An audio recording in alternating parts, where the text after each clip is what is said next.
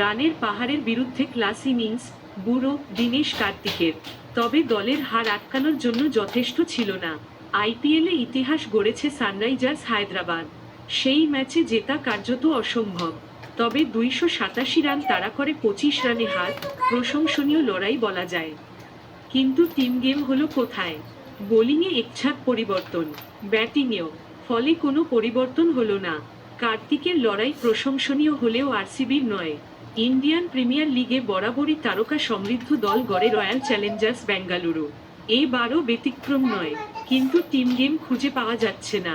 সানরাইজার্সের বিরুদ্ধে ম্যাক্সওয়েলকে ছাড়াই একাদশ গড়া হয়। বোলিং আক্রমণ প্রতি ম্যাচেই হতাশ করছিল। এই ম্যাচে তাদের হাল আরও খারাপ করল সানরাইজার্স। আইপিএলের ইতিহাসে সর্বাধিক স্কোরের রেকর্ড গড়েছিল হায়দ্রাবাদ। অল্প সময়ের ব্যবধানে নিজেদের গড়া 277 রানের রেকর্ড ভেঙে 287 রান করল তারা। গড়বে 288 রানের লক্ষ্য। এক পেশে ম্যাচ হওয়ারও সম্ভাবনা ছিল।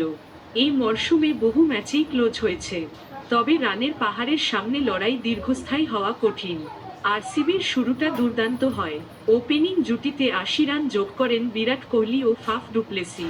সানরাইজার্সের impact player Mayank Markande bowled করেন বিরাটকে। 20 বলে 42 রানে আউট কোহলি। ফাফ ডুপ্লেসি মাত্র 28 বলে 62 রান। বিনা উইকেটে 80 রান থেকে দ্রুতই 122-5 স্কোর দাঁড়ায় আরসিবির। এরপর যেন সময়ের অপেক্ষা ছিল।